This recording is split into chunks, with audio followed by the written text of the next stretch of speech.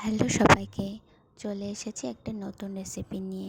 নতুন রেসিপি বলবো না, এটা একটু অন্যভাবে মটন রান্না। এইভাবে যদি তোমরা মটন রান্না করো, অসাধারণ লাগে খেতে। প্রথমে আমি আলুগুলোকে নুন হলুদে ভেজে পুরো রান্নাটা করবো শেষের দিকে। এবার ফোড়নে তেজপাতা, শুকনো লঙ্কা, ছোটো এলাচ, লবঙ্গ, গোলমরিচ দিয়ে দিলাম, দারচিনি দিয়ে দিলাম। তারপরে দিয়ে দিলাম পেঁয়াজ বাটা আর টমেটো কুচি। তার সঙ্গে দিয়ে দিলাম হলুদ গুঁড়ো আর লবণ। এইবার এইটা দিয়ে ভালো করে কষবো।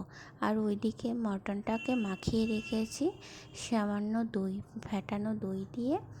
আর তোমার সঙ্গে দিয়েছি একটু হলুদ, একটু জিরে গুঁড়ো, যতটা জিরে গুঁড়ো মাংসে দেওয়ার প্রয়োজন ততটাই দিয়েছি, আদা বাটা, পেঁয়াজ বাটা, রসুন বাটা।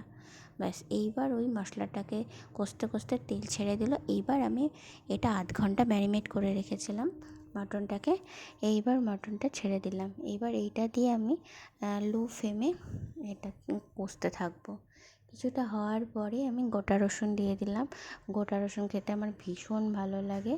আর এই রান্নাটাও মানে টেস্টটাও আলাদা হয়, মটনের টেস্টটাও আলাদা হয়। তার সঙ্গে দিয়ে দিলাম দুটো গোটা পেঁয়াজ আর গোটা কাঁচা পাকা লঙ্কা। এইবার এটাকে আমি খুব লো ফ্লেমে এটাকে কষতে থাকবো। এই যে পেঁয়াজ আর রসুনটা গোটা দেওয়ার জন্য মটনের টেস্টটা কিন্তু একদমই আলাদা হবে। তোমরা খেয়ে দেখো।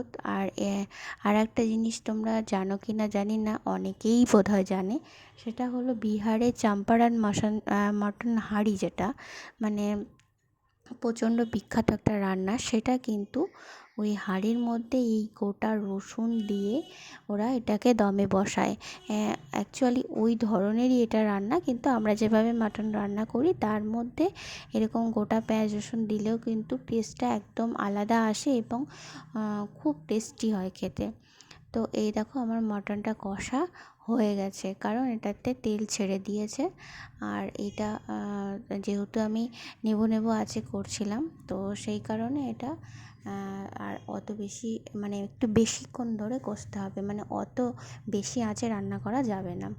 তো তারপরে দেখো এই যে কষানো হয়ে গেছে। এরপর আমি এই মাটনটাকে 15 মিনিটের জন্য প্রেশার কুকারে দিয়েছিলাম গরম জল, মানে যতটা তোমরা ঝোল লাগবে ততটা জল দিয়ে এটা আমি বসিয়ে দিয়েছি। রসুনগুলো দেখো একদম তুলতুলে নরম হয়ে গেছে, আর পেঁয়াজগুলোও তাই।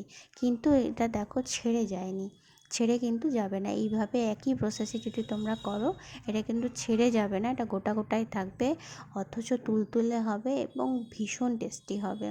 কালারটা দেখেছো, দারুণ এসেছে। আর গরম গরম এইভাবে পরিবেশন করলে বাড়ির সবাই কিন্তু খুশি হয়ে যাবে।